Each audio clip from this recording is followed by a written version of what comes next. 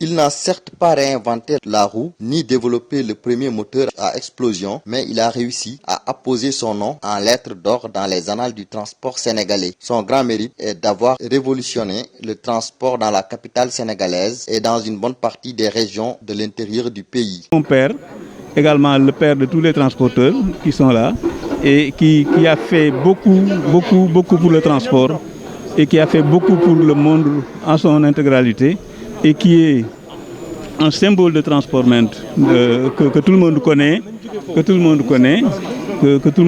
et que c'est un grand perte pour tout le Sénégal. Le Baol Bontin, que rien n'est prédestiné au transport, a ravi la vedette à ses concepteurs du constructeur allemand Mercedes-Benz sur un de leurs propres produits, la 508D. Ce véhicule utilitaire allemand des années 1980 porte depuis près de 30 ans sous nos cieux le nom de Ndiaga Ndiaye. Il a également su former une bonne partie de cette nouvelle génération d'apprentis chauffeurs.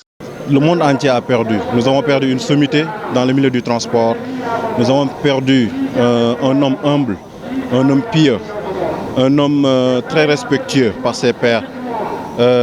Tout ce que nous pouvons lui souhaiter, c'est que Dieu l'accueille dans son paradis céleste. Nous avons perdu une bibliothèque du transport. Nous les jeunes, nous ne pouvons que suivre ses pas dans le milieu du transport.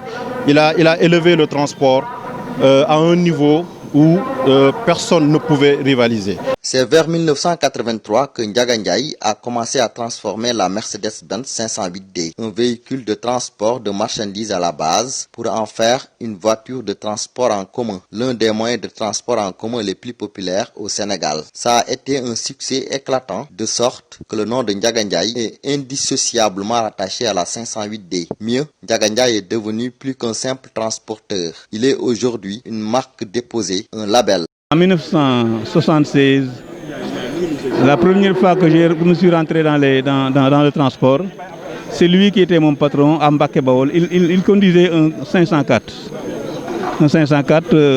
Peugeot en essence, et je faisais le lavage à son arrivée à Mbacké.